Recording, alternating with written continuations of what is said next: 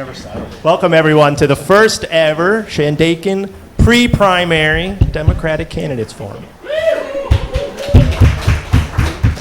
Two of our candidates have joined us tonight, Kevin Van Barkum and Kyle Steen. We have a few special guests at the beginning. We have legislator Kathy Nolan and district attorney candidate Manny Nenji. We're going to start with Kathy, and then we're going to go with the program. Thank you very much. Still on?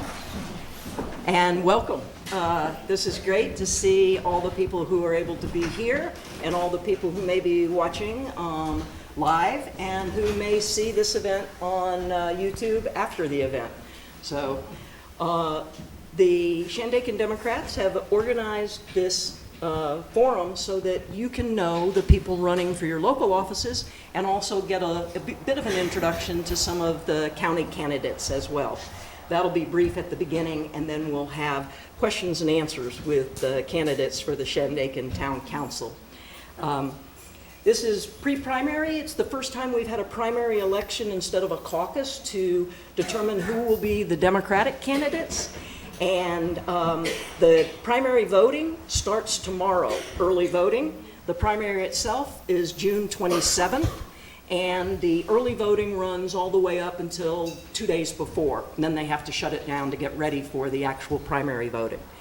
And your local ballot in Shandaken will have this town council race on it, with 4 people seeking our endorsement, and we'll see how many candidates end up on the ballot.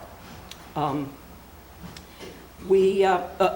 4 of those candidates will be on the primary ballot, but then we will vote for the 2 to determine who will be the Democratic candidates on the ballot in November.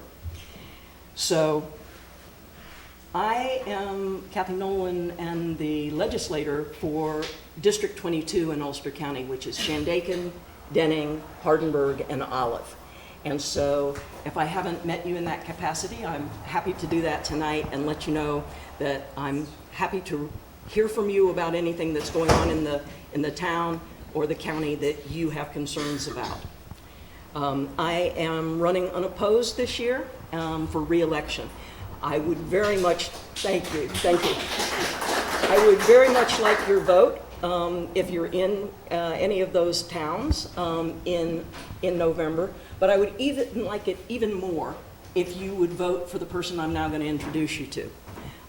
Manny Nenji is running for district attorney and would be a superb district attorney. I've come to know him a little bit since he has announced his candidacy. I'm very impressed with his integrity, with his enthusiasm.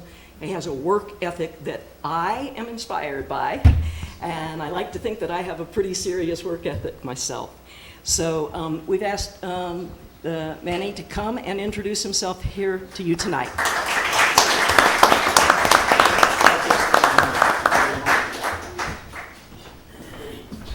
Thank you very much. Good evening. I have been a quiet employee of Ulster County for 32 years as a prosecutor in Ulster County District Attorney's Office. If you have served on a jury, you may have known me, you may have met me. If you served in grand jury, you may have met me. Currently, I handle most of the serious felony cases in the county. I am running for district attorney because the state of the office right now is really, really, really important.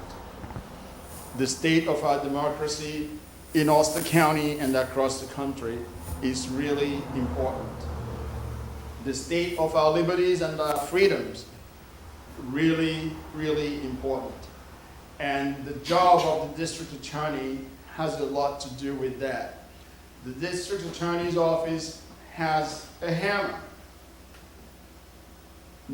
Not every offense or offender is a nail. We have to find those that deserve the hammer, and we have to find those that deserve a lighter treatment.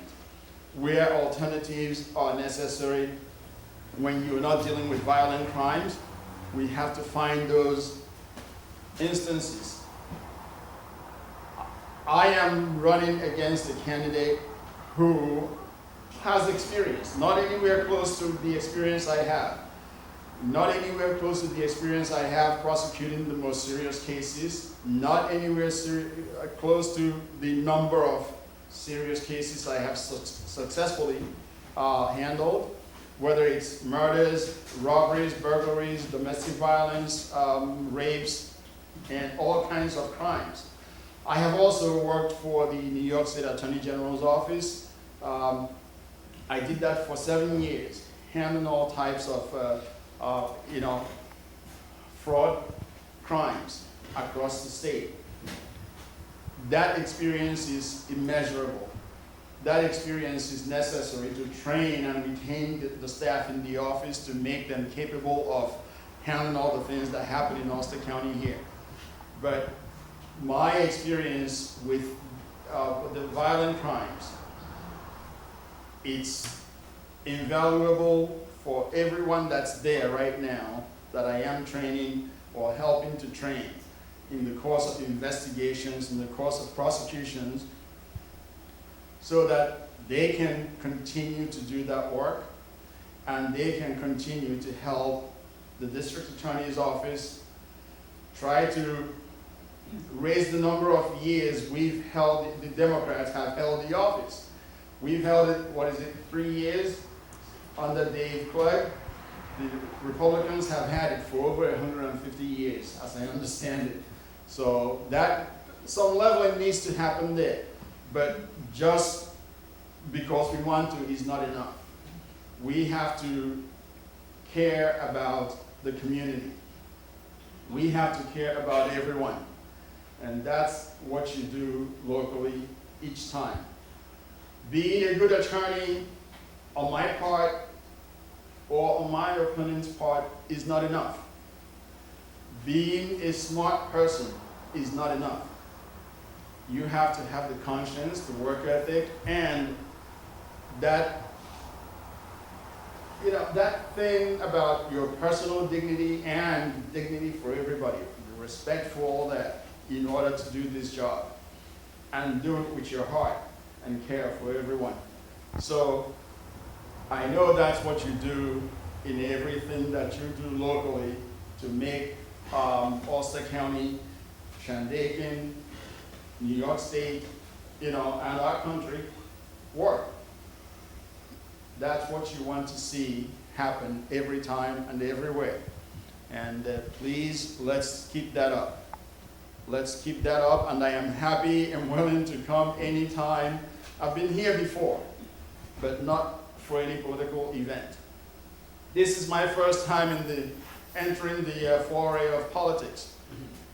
I went to college at SUNY New Paltz. I came from Nigeria in 1980, went to college at SUNY New Paltz, graduated from there, washed dishes and cleaned dormitories, did janitorial work to pay for college. After that, I worked in McDonald's for 2 years on Main Street in New Paltz to save money for my first semester of law school. I was about to drop out of law school after the first semester because I had no more money. And 3 of my professors in law school said, we're not going to let him drop out. They wrote a letter to the school and committed to pay for me if I couldn't for my second semester. Luckily, one of my friends that washed dishes with me in college, his parents sent me a check to pay for law school, my second semester of law school, and then I got a scholarship for the remaining 2. I'm not here because of me. I am here because of the kindness of many people I have met, and I continue to benefit from the kindness of many people, here and everywhere. I devote my time to the service of the community as a volunteer soccer coach. One thing I have done in my life longer than I've been a prosecutor. I do it because I want to see Ulster County youths grow up and take care of each other. I want to see them grow up and be confident, young, energetic, and caring citizens. I do that because I care. I do this job because I care. I am here because I know you care, and if we care together, we'll make it work. Things haven't been going so well in the last from 2016 to 2020, it wasn't going so well. But I am beginning to see things turn around. In 2016 to 2020, if you held the door for somebody, they looked at you like, they're gonna spit in your face. These days, people hold the door. I see people holding the door a little longer for the person that's behind them to get it in. It means a lot. I see people paying for somebody's coffee in the back of the line, or coming up there seeing that somebody is struggling with change to pay, and they pay for it. It's little things that matter. And, I really would like to encourage everybody to make that change and see it happen. That's where my heart is, doing the right thing at all times. And I ask you, no matter if you're running against each other, no matter what, let's maintain the civility, maintain the right mindset, and do everything we can to make our democracy work and to keep it working, because it's the only one we got. I love you all. Thank you very much.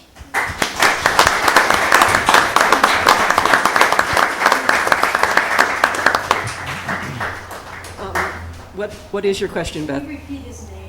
This is Manny Neji. Yes. N as in no, and again as in no, E-J-I. Usually I say N as in Nancy, N as in Nancy. I don't want to offend anybody. Okay. Okay, thank you very much. Thank you, Manny. Thank you.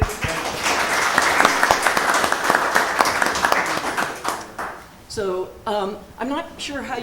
Yes, Vivian. On the ballot, it will be the manual, correct? Oh, yes, thank you. So it's a manual Neji on the ballot, and Manny's campaign manager, Evan, is here. And if you're interested in more information, you can sign up with them to get more information about that campaign. We also are glad you found out about this event. If you know people who might not have found out about this event, you can direct them to the ShandakenDems.org website, or sign up here or online for shandakendems@gmail.com, because we'd like to stay in touch and also spread the word. So let me say a word about how the questions that we have coming up came to us, and then I'll introduce our moderator. We wanted to have a forum that would cover a wide range of issues, and so we sent out to the email list that you can be on a invitation to submit questions. And so all the questions that we will be dealing with tonight came from the community of people who received that email or sent it on to other people. They came in and were anonymized, so they're our neighbors, and maybe some of you who are here or watching sent in questions. We have condensed and combined in some places so that we don't have more than 68 questions I think we had submitted. So we're not going to do all of those tonight. But I think we've got the representative distillation of those questions.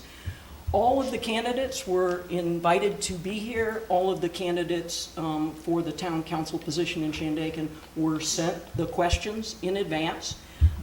We didn't want this to be a gotcha event. We want it to be a sharing of what people bring to the office. So the two candidates that we have with us here are the ones who responded and said, yes, we'll be there, and who have come. So we're going to go to the questions.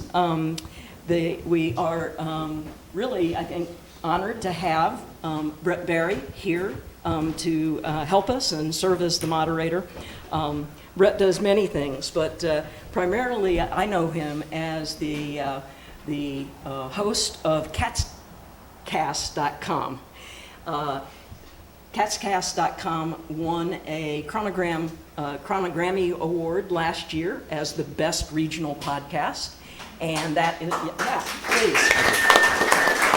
And Brett produces it through Silver Hollow Audio, and I have been privileged to be a guest on Cat's Cast. It was very enjoyable discussion of bats in the Catskills.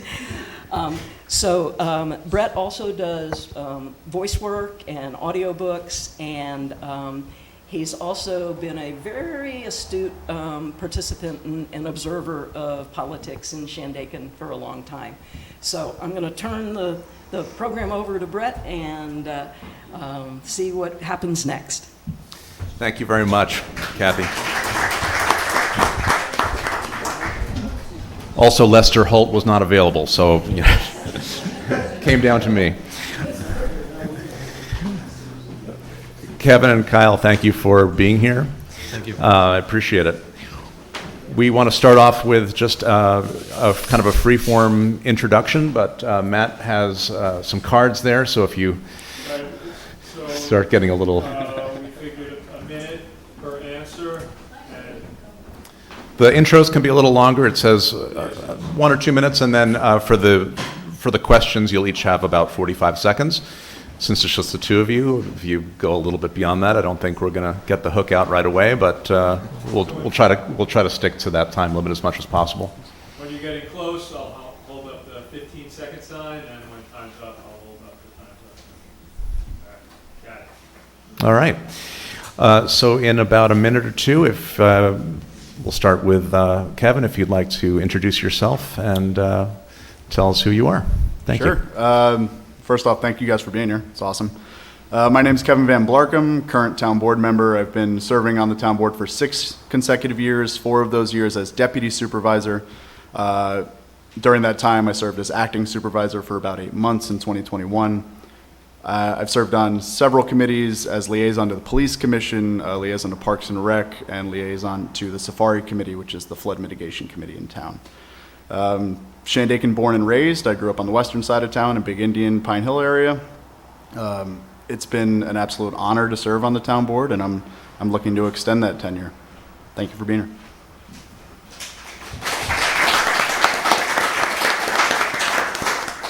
Kyle? I prepared a little letter. Thank you all for coming. I'm Kyle Steen, a current Town of Shandaken council member, 34-year resident of the town of Shandaken, Sons of the American Legion member, 20-year tenure in the hospitality industry, certified HVAC technician, son of Adam and Kate Steen, a father and a friend to many. From my childhood at Phoenicia Elementary and education at Oniora High School to my loyal work at numerous Town of Shandaken businesses and participation in many local fundraising events, I built a positive reputation as being trustworthy, practical, relatable, and friendly. I'm an individual who Shandaken residents will have the utmost confidence in finding common ground amongst our neighbors and to make decisions that benefit the community as a whole.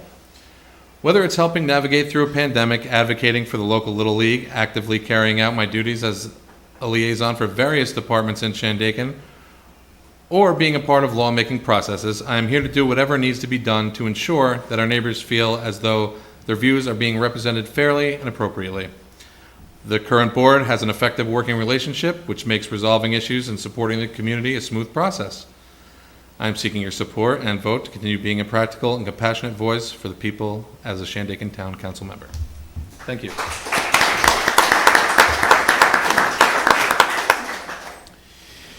You've gotten the questions in advance, and I might combine some and modify them a little bit, but basically they're all there. And so we'll start with Kyle this time. As someone who's already served on this council, what inspires you to throw your hat back in the ring and keep going with it? And also, if there is one issue that you're particularly passionate about pursuing in the next round, if you were to serve that next term, what would that be?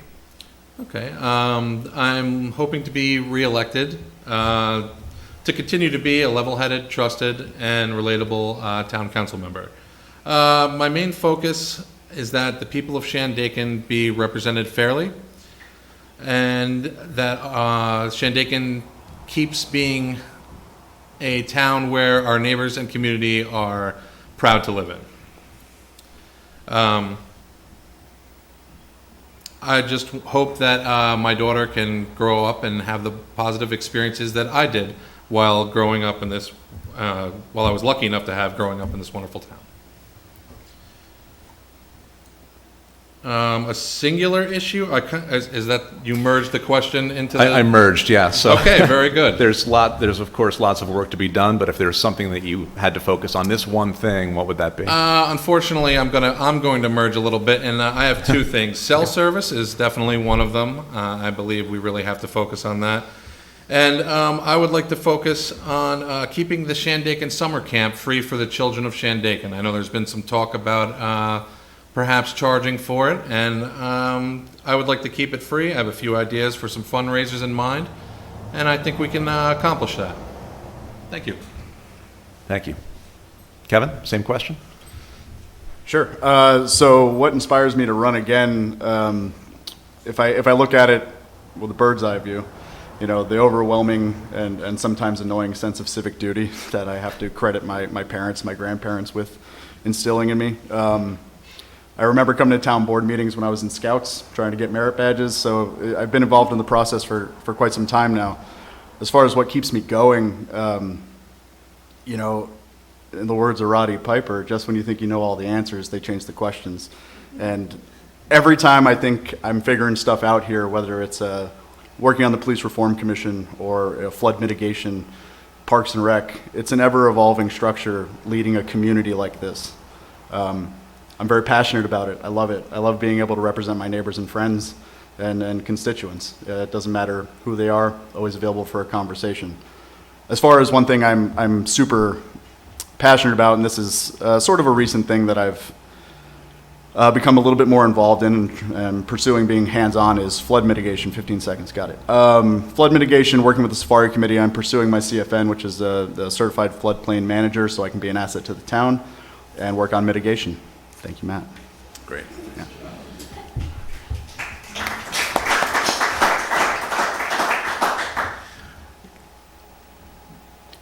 Yeah. Kevin, so we'll go right back to you.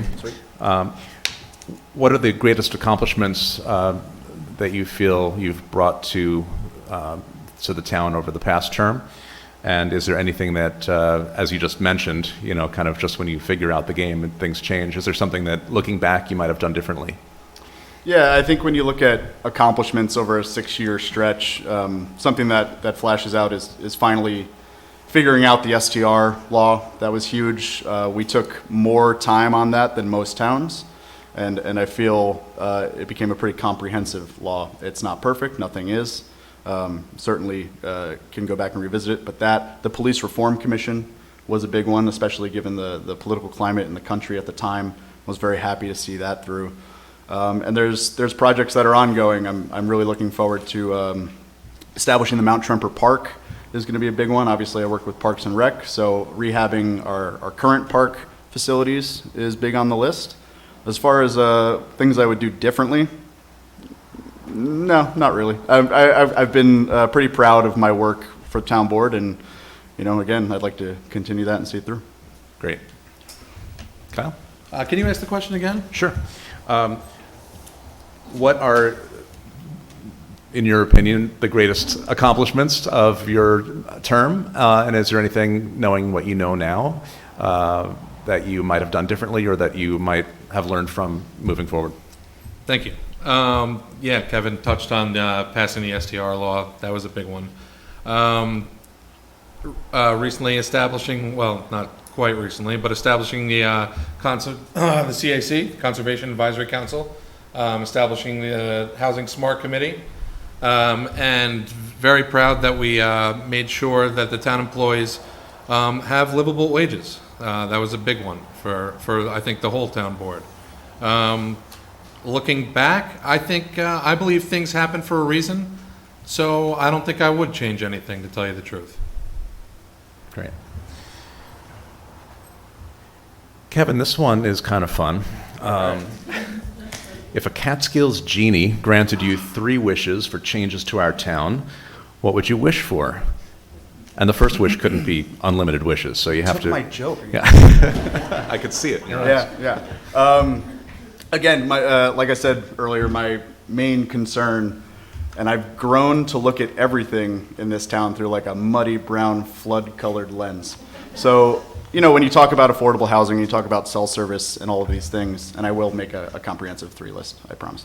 I think about flood mitigation and how it hampers pretty much everything that we talk about, whether it's economic development or anything else.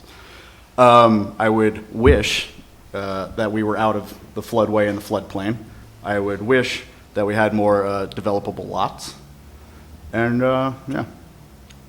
Cell service down the main corridor, if I could just wish for it, would be great. Yeah. But I guess more directly, cell service in the hollows would be awesome. So, again, that's a pipe dream. Well, that's why there's a genie involved, so you can Right. really open this up. Yeah. Kyle? So a magical genie. For one, Shandaken is magical already, so there's that. What I know. So for my first wish, it would be that nobody had to pay taxes, right? Right, yeah. We would have a bottomless fund that would sustain the town's budget and allowed the board to accomplish any projects that we saw fit without worry of the cost.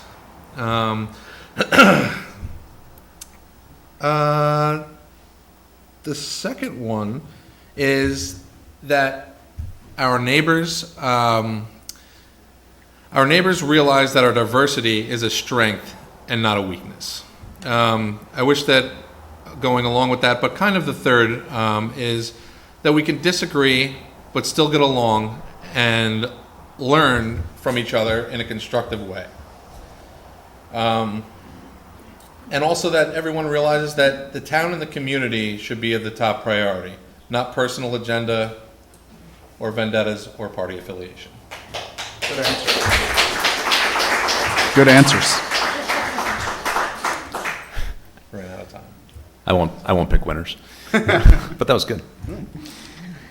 We're in the midst of re-examining our comprehensive plan, and the question is, if you're elected and will likely vote on it, what are your views about shrinking full-time permanent populations and how best to balance our town's rural character with development, jobs, and housing? Let's start with Stephen. I'm sorry, Kyle. Stephen, that's a first. Yeah, why did I say that? That's okay. Steen, I think I saw Steen. That's all right. Hey, just call me anything you'd like, just not late for dinner. I know the numbers say that we are definitely down in population. I hope it's okay with my generation if I speak for them by saying we are trying. Most people in my age range that are permanent members of the community have children, most. There is a housing shortage around the county, around the state. Cost of living is unbearable.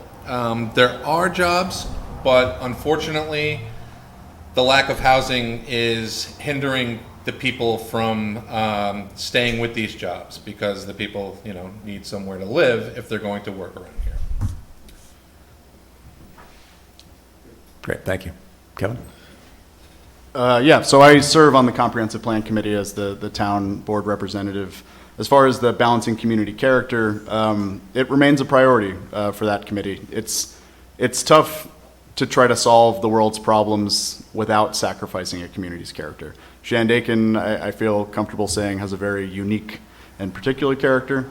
So trying to maintain that as much as possible, for sure, remains a priority. As far as the population, historically speaking, it swings from 52% to 48% full-time versus part-time resident. I think we're on the lower end of that now, where it's more 48%. Don't quote me on those numbers, but incentivizing people, I think we already have the ecotourism where people want to come and live here. It's allowing them to stay. Obviously, work culture has changed. Being able to work remotely, that's a huge thing. Having more available Wi-Fi and cell service would definitely make it more of a desirable location to live full-time, for sure. Kevin, let's stick with you to start this next one. You mentioned short-term rentals a little earlier. Do you feel that the current regulations are adequate? And if not, what else would you like to see happen in that area? So I feel the law is pretty good right now.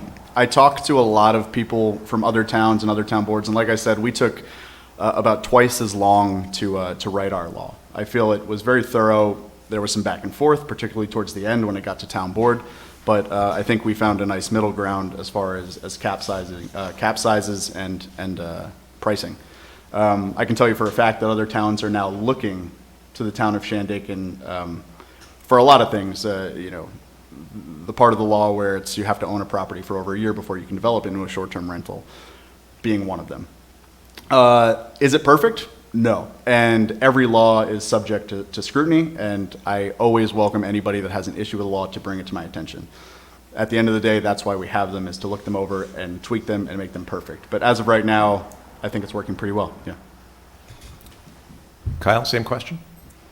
As far as STR goes, in my opinion of them and the law itself, I believe we need some to sustain our economy. We are a tourist town, and the people need a place to stay when they come here to vacation. I don't want it to be overrun by them either, though. I like the idea that we have neighbors that we know and not just sometime neighbors.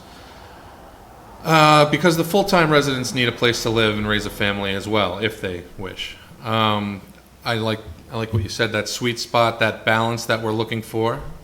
It's hard to obtain, but we're working for it. I think it's a little too early to say if the current law is as effective as we want it to be, but that's the reason why you can amend laws and, to use Kevin's word, tweak them. It's a good word. It is. Tweak is a great word. Kyle, this is a long one, but I didn't write it. Okay. Our town charter outlines the structure of our government and how it operates. This document has not seen changes in a considerable amount of time, and there has been discussion around town of a few possible revisions, such as changing the supervisor term length or changing some elected positions to direct hire positions. Would you support the establishment of a regularly timed volunteer commission to review and update our charter? And can you offer any specific revisions you'd support or oppose in a revision process? Yes, so I would support a volunteer commission to review and submit suggestions to update our charter. As far as the length of the supervisor term goes, I think 2 years is just fine. And as far as the end of that question, I would definitely need to know which elected positions we are talking about that we are referring to before commenting on whether I would like them to be direct hire or not. So I would have to know that information first before I answer that directly. Kevin? Yeah, as far as a committee to review the charter, like I just said in the last question, I think anything to do with government should be subject to scrutiny. I think that's healthy for the process. As far as what I'd like to see change or not change, I believe 2 years for the supervisor, for what that job is, it allows the community and the constituents of the town to vet their leaders a little bit more thoroughly. I'm assuming when we're talking about changing to direct hire, we're talking about something like highway superintendent, something that requires a lot of experience or know-how. Right now, the town's in a really good spot where we have those people, so that's good. But going forward, with population, if it were to keep trending downward, yeah, I think you would have to at least consider the idea. We look at town judges. That's another position that requires a tremendous amount of experience and knowledge. And yeah, it's definitely worth looking at, especially if we had a committee dedicated to it. So Kyle, here's another one that's a little open-ended. So I don't know, it's up to you how you want to answer it. But the question is, can you discuss your thoughts around town employees' pay levels? I can. So with the recent budget, like I said before, we raised town employees' wages to a livable rate, which I'm very proud of. The town employees have a lot of responsibilities, and most of them work very hard. I think they should be compensated as such, as long as we can afford it. I would like to see them make as much money as possible, to tell you the truth. Back to the genie. Yeah. Back to the genie. Yeah. Kevin? Sure. So at last year's budget hearing, this was a huge topic, and at the time, in my opinion, our support staff, if we're looking at emergency services, ambulance drivers, paramedics, EMTs, that sort of thing, and then to town hall when we're talking about secretaries and town clerks, they weren't making livable wages, and that's always going to be a problem in this town. Again, taxes are what they are.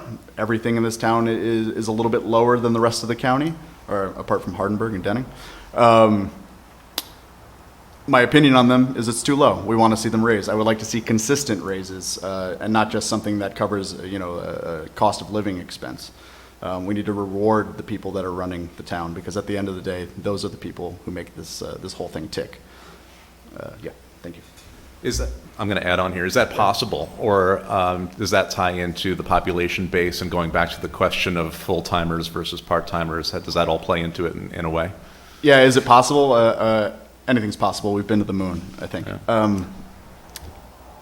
My grandfather had a lot of sayings. One of the things that he said to me once that has stuck with me is, if you want nice things, you got to pay for them. That's kind of how I look at the budget. And you can't have every nice thing that you want, but it's prioritizing those things. And the people in this town earning a livable wage remains a priority for me.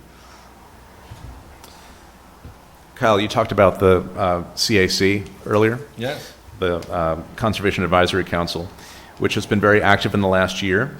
Can you share your priorities in that space? And if reelected, what would you like to see relating to the climate challenge and environmental concerns that are impacting us right here in Shandaken? Sure. So I'm not really an expert on conservation, but I voted yes on establishing the council. I will continue to support the council. And I have full confidence that they will express their findings in a comprehensive manner. I know they are currently working on greenhouse gases, EV charging, and have a really great grasp on composting. And I'm excited to see what they continue to do, and hopefully it can only go up from there. Kevin? Sure, yeah. The work that the CSC has done has been tremendous, and from a town board perspective, they have all the support in the world, at least for me. I won't speak for everybody else. Again, going back to that flood-colored lens, climate change is a real thing, especially in this town, whether it's how the ski mountain runs or, more erratic flood surges. So anything they can do, they have our full support, and anything I can do as a town board member, I'm willing to always give. Thank you. Kevin, let's start with you. Based on a recent school board vote, Phoenicia Elementary could likely be closed very soon. What's your reaction or thoughts on that matter? And is there anything that can be done about that? If it does close and there's nothing we can do about it, what would you like to see happen to that space and that building and that property, and how would we be able to transition quickly so it doesn't just sit there? Sure. So obviously the community's reaction to more recent school board actions was pretty palpable, and it was a movement that had a lot of momentum behind it.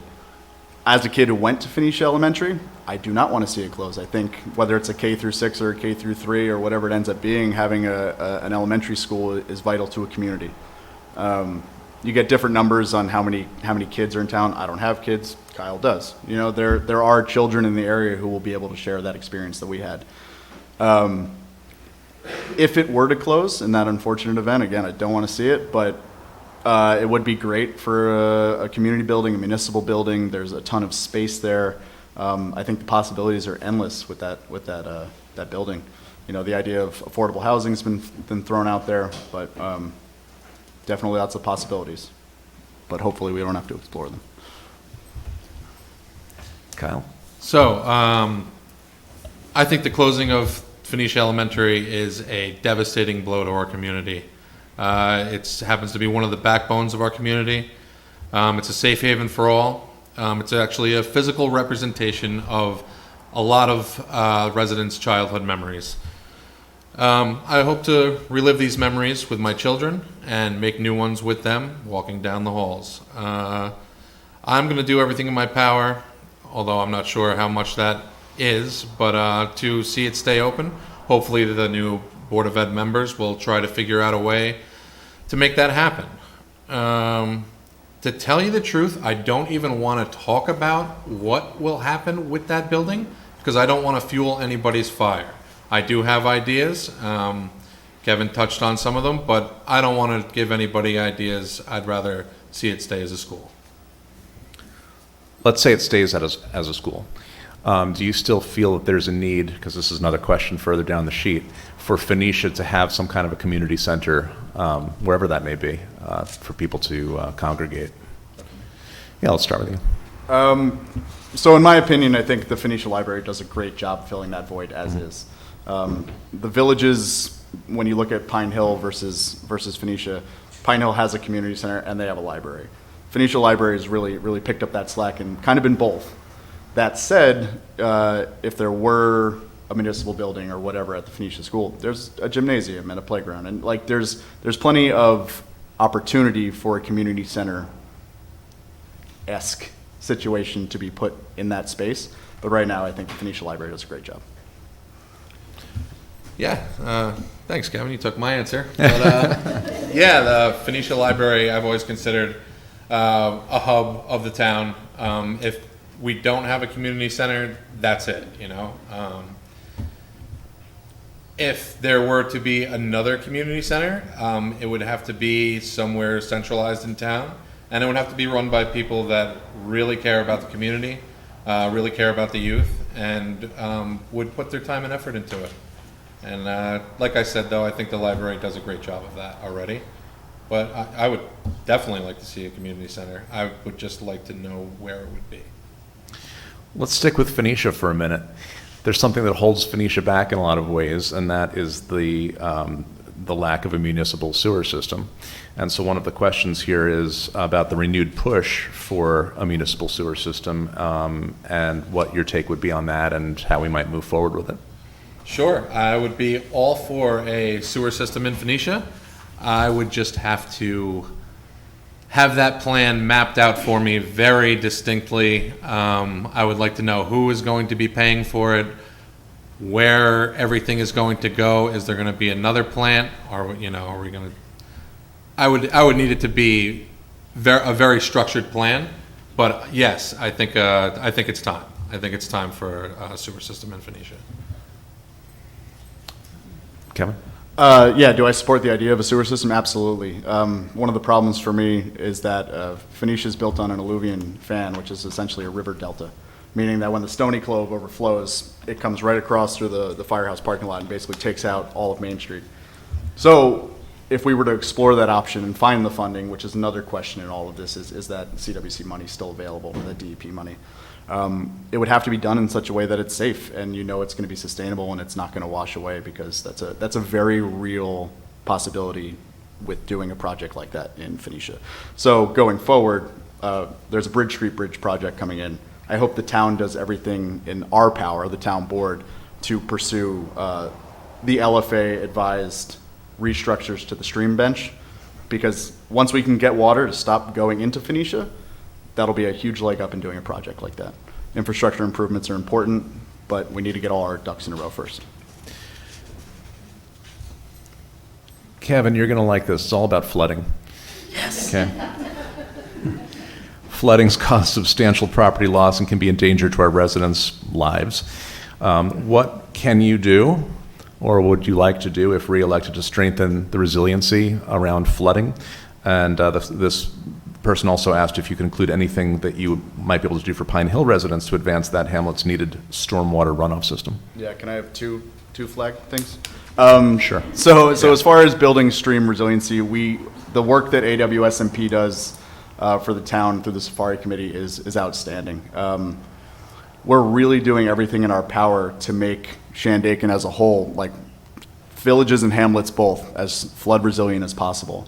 You might have heard the term LFA at a town board meeting, or I've said it once already. That's local flood analysis. So a priority for me is getting the remaining two hamlets, Chichester and Alvaria, to have their LFEs done.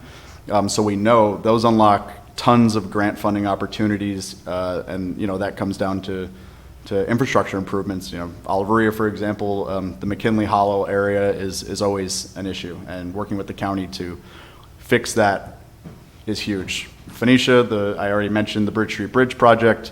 With that, some talks about Main Street Bridge have come up. I could talk about it for a long time. Thank you for not putting the card up yet. Yeah. You'll both get 2 minutes on these? Yeah, that's great. As far as the Pine Hill stormwater retrofit, we're replacing the that's a long project. Before I ever got involved, we were already having Pine Hill 2020 meetings with engineers talking about it, and it never went anywhere, and we would like to see it go somewhere. Pine Hill has a lot of holdups. We're doing the parking lot now, and we're going to install, some of the things we need so that when we eventually do the stormwater retrofit on Main Street, that we can tie in. But that's a very large project, and once this LFA funding comes through for Pine Hill, which we just completed the LFA in the village, it's going to be a lot easier to get an engineer in there, and we're going to have to do a parking study. Sidewalks are going to have to be pulled and be ADA compliant if we're going to pull Main Street. So a lot of that hampers that progress, but at least for me, and I've said it probably 150 times already, it remains my highest priority to make this town as flood resilient as possible. Thank you, Matt. Kyle?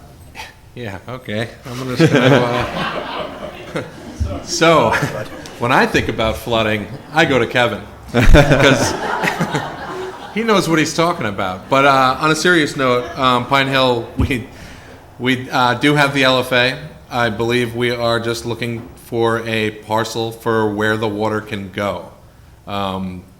Once we figure that out, I think we can start moving forward at a more rapid pace. I know that it's an issue for the whole board. The whole board wants this issue to be done with as soon as possible, but it's a timely process, and that was part of the Genie question, I think, as well. No flooding, right?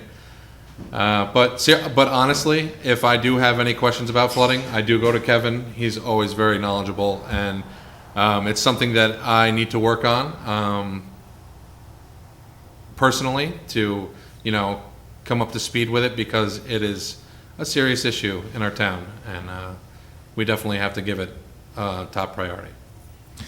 Another question here that speaks to a passion of both of yours, which is cell service and lack of, and we all have stories about how that's impeded kind of day-to-day life on many occasions. But what can we do about it? Start with you, Kyle. Sure. There are like whispers in the dark, if you will, of people having property but just not pulling the trigger yet to offer these properties up as for a cell tower, let's say. I think we can get to these said people, though. It's just going to take a little time. Also, there are things in motion that we are trying to make deals with different companies to acquire cell service. And in the meantime, coming up with alternative means to have communication, not quite cell service. There's talk about up the hollows having the different mobile not mobile, but the units on the phone poles to kind of bounce a signal off of. I just think it's a little ridiculous that it's 2023 and we have cars that will park themselves and we do not have cell service. Thank you. So cell service, like you said, it remains a passion of ours and a priority. I think if you grew up here with no cell service, you've seen it kind of get better. So I'm always like, what do you mean? I get cell service in that 30-foot stretch on 28. No, in all seriousness, the reality is we need to push for cell service on the main corridor at the very least. Shadowing in the hollows is always going to be a problem. When I look at the agreement we just entered into with MTC for mobile Wi-Fi hotspots, I think at least people of my generation, I do a lot of Wi-Fi calling. And setting those up in the hollows is at least, some sort of respite if you need something. I look at emergency services that go up into Oliveria, and they got to knock on doors sometimes because they can't even get their radios to work. So it's a huge problem. It needs to be addressed, but I think if we can get the main corridor covered and then utilize community Wi-Fi, it could be huge.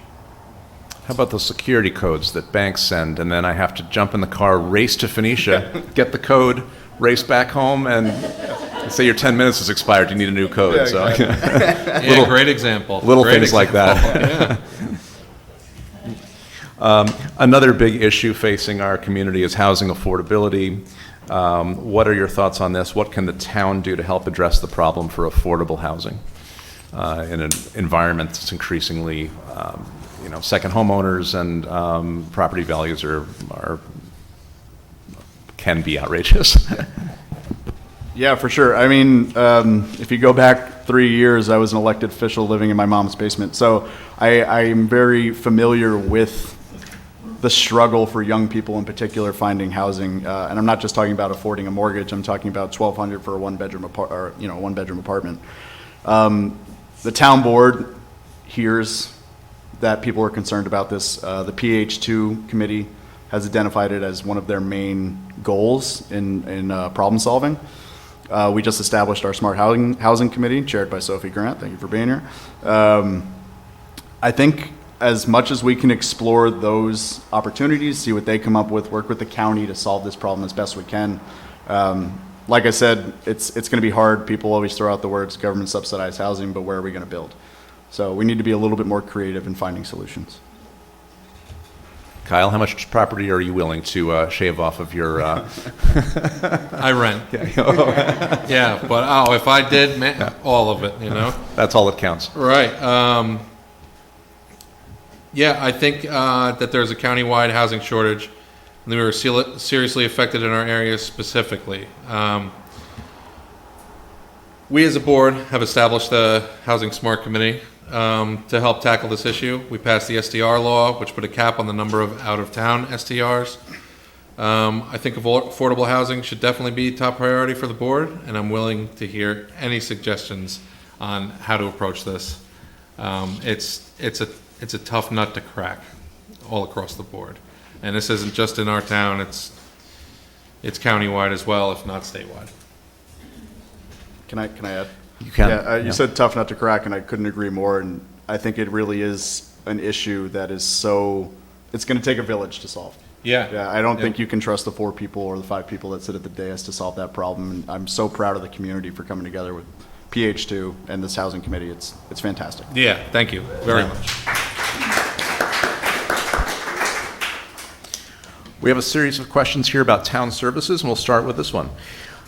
We talked about Kyle eliminating taxes if the genie were, real. Mm-hmm. How do you balance services and the tax levy? And can you give an example of a service you think should be taxpayer funded and one that maybe should not? Sure. I have examples of things that should be taxpayer funded. Police, EMS, fire districts, water districts, lights, libraries, road maintenances. Services that should not be taxpayer funded. I'm not sure what this question was looking for, but I see it as any services that don't benefit the community. I think that's my answer. Kevin? Yeah, as far as balancing the tax levy, it becomes whoever's writing that budget needs to be a little bit savvy with how they do it. It's going to come down to prioritizing services when you talk about things like ambulance and police. Yes, those things need to be well funded because right now they're doing a tremendous job, and if we want to have that quality of life, you need to pay for it. As far as services that can be cut, my answer would be no. I think everything that we have in the town right now is necessary, right down to our dog walkers. We saw that over the last week, right? So has that dog been trapped yet? I couldn't tell you. Yeah. No. But yeah, services, that's the function of a government like that. That's why people pay taxes, and it's allocating that money and not overspending on certain programs and underspending on others. It's giving the allotted money and knowing that that's what you have for the year. So it's being savvy with the budget. And by the way, if I saw that dog, I can't call anybody about it because I'd have no cell service. We're working on it. Yeah. Okay. Our volunteer fire departments are struggling with lower numbers of volunteers and resulting limitations on their capacity to help the community. Do you have any ideas for bolstering emergency service volunteerism, or other ideas for supporting the fire department as a whole? Start with you, Kevin. Yeah, sure. Fire is another one of those things that, you never skimp on the support because when you need them, they're going to be there. As far as getting people involved, tax incentives, which is coming down from the county, I think tailoring that tax incentive to our town is going to be super crucial to getting people to recruit. Certain departments, Big Indian has an incentive program with benefits if you put in enough time. It's up to them and us to also spread awareness, educate, and say how important it is to these second homeowners that they do volunteer and that they do become part of fire fighting, I guess. I was going to say fire mitigation because I'm in flood mode. Yeah, educating new residents and showing how important it is to be a volunteer, because at the end of the day, you can be saving your neighbor's life. Kyle? Yeah, we do have the firefighter tax exemption in place, but it's not enough. We need people to drive home the fact that we need volunteers, that it's something that the community is in desperate need of. We have to look for alternative incentives to get these people out. Hopefully, the younger generation.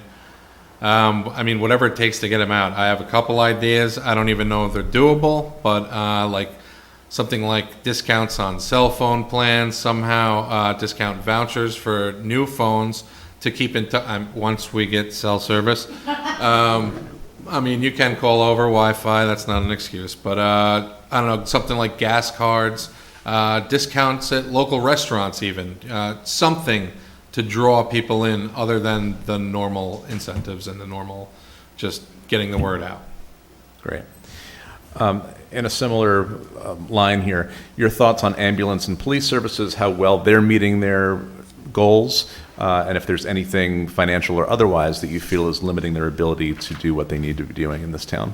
And following up on that is, you know, what can you do to support those departments? Kyle will So continue with yeah, you. they do an amazing job. Both the EMS and the police do an amazing job, especially for what they're being paid. They should be paid more. But I am confident, and we are so lucky because, God forbid, anything would happen to me or my family. I feel confident that everything would be okay. Something that I know that would help the EMS, which we are looking into right now, is for them to have a better facility. Right now, they do not have the facility that they need, and I think it could really benefit them. It would have to be somewhere where they can park the ambulances, and somewhere where out of the floodplain, out of the flood zone. That would be great. And also, I know right now you have to, especially in COVID, you would have to go through the front door with contaminated stuff on you, go through the living quarters to get to the decontamination spot. So you can't have that. So we definitely need a new unit. Yeah, I would just back up everything Kyle just said. They do a tremendous job. You know, call times in this town for an ambulance call are less than 6 minutes. I think sometimes, you know, I grew up here. Sometimes you forget how fortunate we are to have a 24-hour ambulance service. They're underpaid. They need a new medical building. These are facts. It's things we're trying to fix, and finding the right location is definitely a priority. As far as the police, again, they do a tremendous job. Chief Story runs a super tight ship. They're also contracted, so their financial situation's a little bit better. But yeah, anything emergency services require, I always, you know, unless there's tremendous mismanagement, but right now we're fortunate that we have two chiefs who run really, really tight ships. Another policing question here. Someone asks about the 2021 New York State Police Reform Collaborative that the town of Shandaken participated in, and if you had any thoughts on that process, or if you could point to any of the suggestions that came out of it, or things that you'd like to implement. Kyle? Sure. I think the police reform provides great transparency between the police department and the community. A couple of the suggestions that came out of there that I really liked was business cards as they interact with the public, just to get them to know the individual police officers, profiling officers on the town website or Facebook page, and continued support of the existing activities like Coffee with a Cop and the cop activity, if you will, which is a community outreach program. They do a lot with food drives, meals, and they're always there around Christmas as well. Kevin? Sure. So I was lucky enough to have served on that reform committee, so I got to see the process from top to bottom. In Shandaken, we were lucky enough to not deal with some of the stuff that other communities were dealing with, lack of dash cams, lack of body cams, that kind of stuff. Like I said before, Chief Story runs a really tight ship. He had an answer, and a good answer for everything. He was never combative. He was always more than willing to have community members involved. Coffee with a Cop being a little bit more prevalent, them being more prevalent in the community, they've done that, more prevalent marking on vehicles and uniforms. That's all been handled. The one thing that hasn't been followed through on that we need to follow through on in this year is more representation on the police commission. That was a big ask from the community to have more representation, whether that be gender or people of color, but that's going to be happening in this year for sure.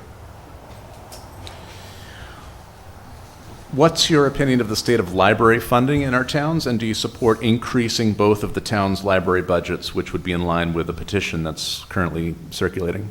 Kevin? Sure. Library funding for me, as I always have, would be happy to sign that petition. I would be happy to support it, vote yes in November. Some of you might be scratching your head. I did abstain from a library vote in June of 2021. That was because I was the acting treasurer of the Morton Memorial Library. I had served on the library board before I ever got elected to town board. So always a big proponent, and I think my parents would be the first to tell you I have way too many books. So libraries are good. We need them in our community, and we need to keep them funded. Kyle? It's not a bad thing to have too many books. Right. Speaking of that, yes, I do support the library and the funding of the library. It's not only about the books, although they are important. It's about the children's activities, the free Wi-Fi, the community outreach programs. And you have to keep in mind the overall maintenance of the building itself has to be taken into consideration. I believe the libraries are the hubs of our communities and of our community, and they shouldn't be taken for granted. They offer a lot of services that everybody can really use, and I'm proud to support them. Thank you. Parks and Rec Department has no annual departmental budget line. What are your thoughts on parks funding? Kyle? Kevin, I'm going to refer to you on this one just to say, does it not have an annual? It does. Okay. So I didn't fact check this question. That's okay. I apologize. I'm fact checking it right now for you. So it does, but the annual budget is not high at all. Mm-hmm. And I know some of it gets taken out for the summer camp as well. It's extremely important.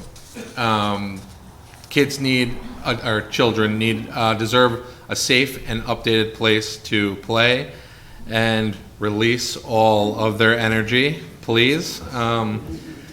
I think the town board, specifically Kevin and I, are exploring alternative ways to raise money in that department. Like I said, keep your eye on us. We're going to have some fun stuff coming up. And I would definitely support a larger budget line for the Parks and Recs. Kevin? Yeah. So, like Kyle just said, there is a budget line. It's not a lot, and the majority of that funding goes to summer rec, justifiably so. We have a very passionate Parks and Rec committee right now. We're exploring a lot of options, and we are going to be approaching the town board about extending that budget line, not by a lot, but enough that we can do some renovations. For those of you who have been to Glenbrook Park recently, it's in dire need of some help. Yeah. For a long time, we've relied on good faith and donations of time and labor and sweat equity, and it's about time that the town works to maintain what it's got, because we have some really special parks. As Shandaken's population ages in general, how well are we meeting the needs of our seniors, and would you advocate for any changes in this area?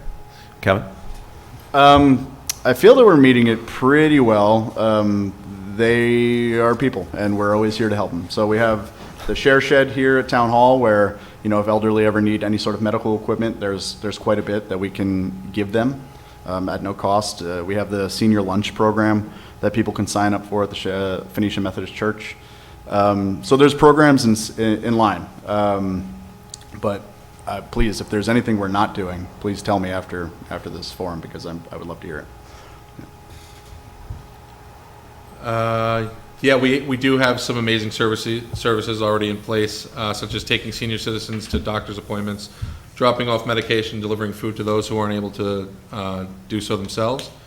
We also have some, but limited senior housing, and I think we can do more, but I need to know what that more is. And let's not forget our senior tax exemption law, which we just amended as well. So, yeah. And side note, when we were doing the Shandaken Strong initiative during COVID, I know Kyle did deliveries, I did deliveries 3 times a week, and those were some of the best conversations I got to have, was just hanging out with the old people in town. So just wanted to say thank you to them. Got me through that year. Okay, we get to the big hitting questions here. Political philosophy. Can you discuss your political party affiliation, and if there are any prominent politicians you find yourself philosophically aligned with, what that alignment means for your vision of town government? Let's start with Kyle. Oh, good. No, I can't. No, I'm just kidding. I am a registered Republican. I am not a Trumper. I am not a Bidener, if that's a term. I honestly can't believe that these two people are the best candidates that either party can muster up. I vote for both Republicans and Democrats. I vote for whoever I believe is better suited for the job.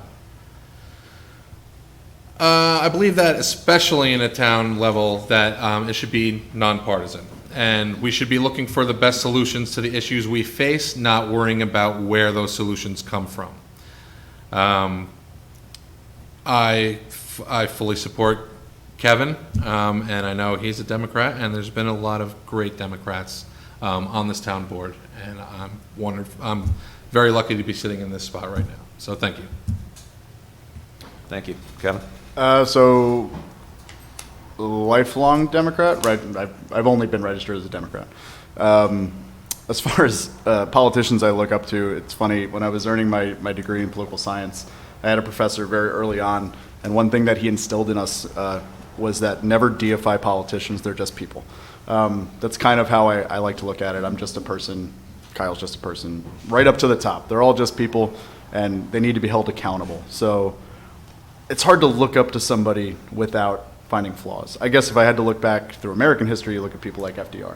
The people who led their communities, their countries, their towns, whatever, through times of strife, and strong leadership and leading with integrity, I guess, is going to be my political philosophy. Rural politics can be really funny. Partisan politics at this level lead to splintering and infighting, and it doesn't benefit anybody. But being on the same page in that community comes first is what benefits everybody. Well said. Extremism is on the rise nationally, and we've seen it even in our own communities. Just this week, the Woodstock Library was forced to defend and justify one of their programs. What can we do at the town level to protect freedom of expression and to thwart extremism? Kyle? Yeah, I do not support political extremism of any kind. Unfortunately, the only way I know how to address this is to lead by example. And hopefully I can achieve that. And hope people figure out that working together is really the only way to achieve true progress. I think we should all strive towards that. Yeah, I'd have to second that. I don't know that the town board's going to pass a resolution that's going to stop extremism, but strong leadership and leading with kindness is a good start. Racism, extremism, political extremism, whatever it is, won't be tolerated. Not by me. I don't want to speak for the rest of the board, but I feel confident saying not by this board, not by the police department. On a personal level, it's always nice to kill people with kindness and educate them and have a good conversation, but it can be frustrating sometimes. But no, extremism won't be tolerated. Is the town board in a position ever to codify freedom of expression in any way, or freedom of libraries to have the kinds of books that they want and all that kind of stuff that we're seeing nationwide? Yeah, I mean, for me, I feel like that stuff's already covered. We can certainly support it. It seems redundant to pass a memorializing resolution covering freedom of speech or freedom of expression, since the Constitution already does that, in my opinion. We're lucky enough to live in a spot where I don't feel threatened that my books are going to be taken away, but you never know. And if that day ever comes, I'd be more than willing to stand up first and fight for that. Yeah. Yeah, I think most of that takes place in-house. Yeah, I hope they don't come for my books. But as far as the town board goes, I think all we can do is support what we believe to be right and stick by our guns. Yeah, and to that point, you know, now I'm thinking of how the town board would react if a splinter group came to town, you know, some sort of mob, and like, yeah, you'd have to stand up and you'd have to denounce such actions. But other than that, you know, it's being vocal and leading with integrity. We're down to our last question or two. You've heard each other's responses, but you also know each other quite well, and you've already said very complimentary things about each other. But is there one thing that really stands out about the other person at the table that you really admire or look up to or respect as a fellow council person? Better make it good. Yeah, we'll start with you, Kevin. No, I always tell people that when I look at the current town board, Kyle's truly the one where there's no agenda, there's no personal beef, there's no anything. He truly, truly cares about Shandaken first and Shandaken only. You know, he's here, and when we go into an executive session or when we have conversations within the board, he's the level-headed one. I have a tendency to shoot from the hip. I don't know if people have noticed. He's level-headed. He speaks with a cool, clean voice of reason, and it's a great asset to this town. You do a tremendous job. Thank you. Thank you very much. I appreciate that. You see this paragraph? That's for you, just to let you know.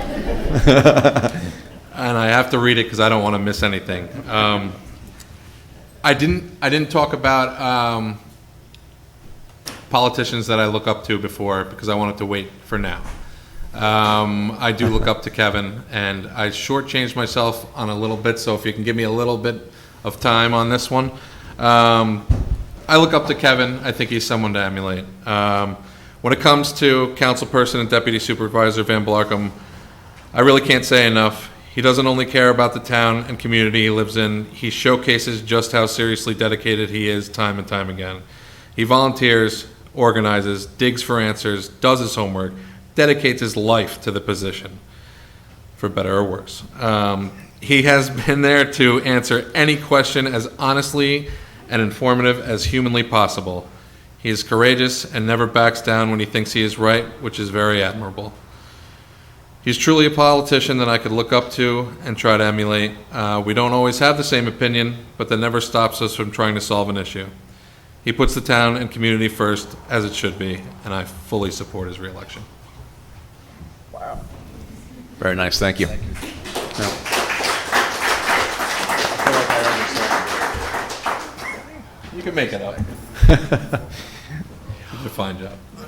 So there's lots of room for improvement, cell service, flood mitigation, increasing budgets for parks and libraries and all that.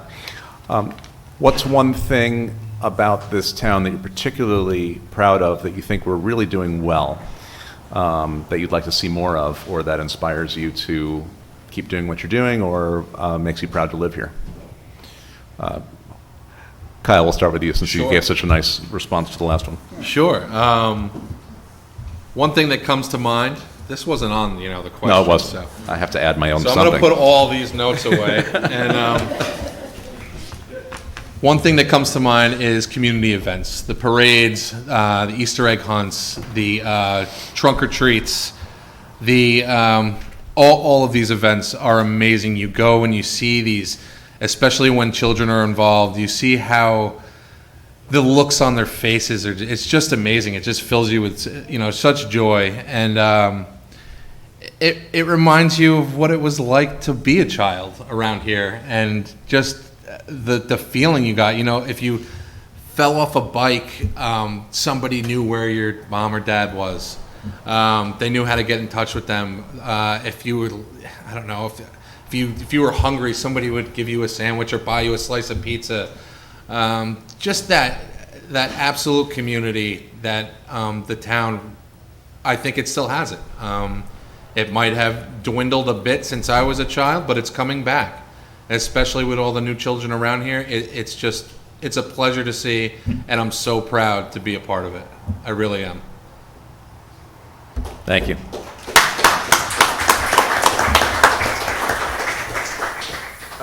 Yeah, so one thing, the question is one thing I'd like to keep the same. Yeah, one thing that we're doing right. Sure. Yeah. Phoenicia's the coolest little town in America, right? I think one of the things that we're capitalizing on and can be capitalizing a lot more is, for lack of a better term, the tourism. There's people in town, and I won't name names, that sit at the ice cream station and buy ice cream cones for people passing by just to say, hey, what brings you here? It's pretty wild. It's an inviting community, and I've said it before at town board meetings, and I'll say it right now, is our community is our strongest asset. We live in a place with so much, but the people here are what make it tick. And if we can keep that community going and keep being the inviting community, I think we can only go up.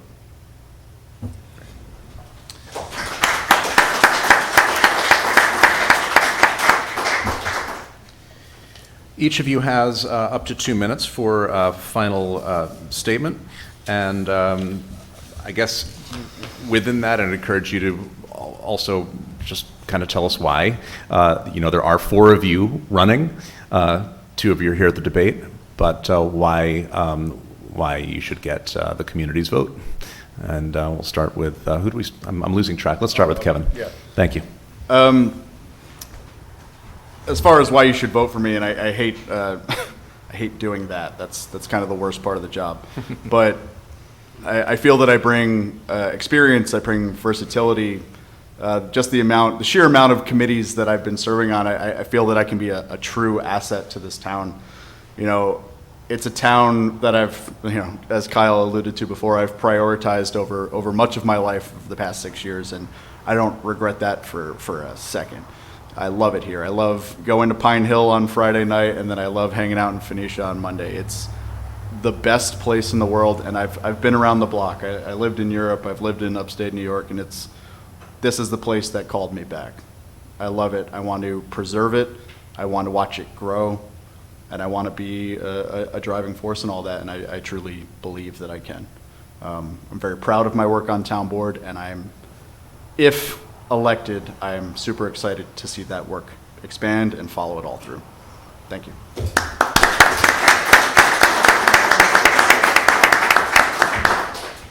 Well said. I had to write mine down. And I just want to note that I had notes. Kevin went off the top of his head. That says something right there. I would like to say thank you to everyone. I would like to say thank you, as it is an honor and a privilege to be offered and considered for the Democratic endorsement in the upcoming 2023 election. My experience thus far with town politics has showcased that the blurring of party lines becomes inevitable when one puts the needs of the community and the people that live here as being of the utmost importance. Flexibility and having an open mind to a variety of different solutions are the values that have guided my first term in office. Shandaken has always been a diverse town with different views on many issues. However, my upbringing here has taught me that the diversity is our strength, not a weakness.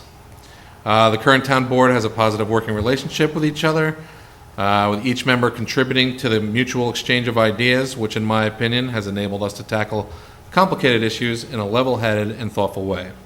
It is my vision to strengthen this fellowship further through collaborative and strategic approaches to situations, issues, and opportunities to ensure the prosperity of our glorious town. Clarity, communication, transparency, fairness, and community should be of our highest priorities. I'm incredibly proud to say that I've been a member of this community my entire life, having had many amazing experiences with my family as I grew up here. My personal agenda is to do what I can to ensure my daughter and all members of her generation have just a positive of life experience in this town that I was incredibly fortunate to have growing up with. And once again, I want to express my appreciation for your consideration of my endorsement. The fact that you're considering putting your faith and trust into me reaffirms that the task of being a council person is one that is worth the effort. I will do my absolute best not to disappoint or give the position any less attention that it deserves.